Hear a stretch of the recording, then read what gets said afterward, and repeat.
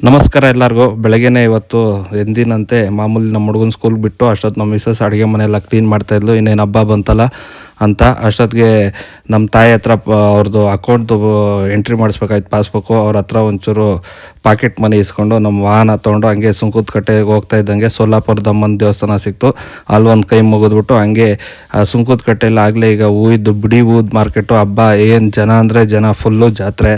ಅಲ್ಲಿಂದ ಸೀದಾ ಬ್ಯಾಂಕಿಗೆ ಹೋಗ್ಬಿಟ್ಟು ಪಾಸ್ಬುಕ್ ಎಂಟ್ರಿ ಮಾಡಿಸ್ದೆ. ಆಗಲೇ 3 ಗಂಟೆ ಆಗೋಗಿತ್ತು. ಸರಿ ಬಟ್ಟೆ ಪರ್ಚೇಸ್ ಮಾಡೋಣ ಅಂತ ಅನ್ನಪೂರ್ಣೇಶ್ವರಿ ನಗರಕ್ಕೆ ಹೋದೆ ನೋಡೋಣ ಅಂತ.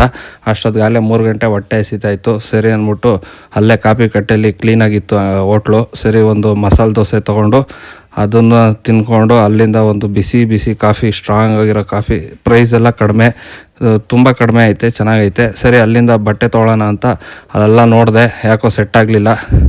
ಸರಿ ಗಾಡಿಗೆ ಫುಲ್ ಟ್ಯಾಂಕ್ ಹಾಕಿಸ್ಕೊಂಡು ಸೊಪ್ಪು ತೊಗೊಂಡು ಮನೆಗೆ ಹೋದೆ. ರಾತ್ರಿ ಅಷ್ಟೊತ್ತಿಗಾಗಲೇ ಊಟಕ್ಕೆ ಕೂತಿದ್ರು. ಅಷ್ಟೊತ್ತಿಗೆ ನಮ್ಮ ತಿಟ್ಟೆ ಸುಬ್ಬಿ ಅವ್ರ ಅಣ್ಣ ಮಲ್ಕೊಂಡಿದ್ಲು. ಎಬ್ರಿಸ್ಲು ಅವನು ತಮಾಷೆಗೆ ಮಲ್ಕೊಂಡು ಆಟ ಆಡ್ತಾಯಿದ್ರು.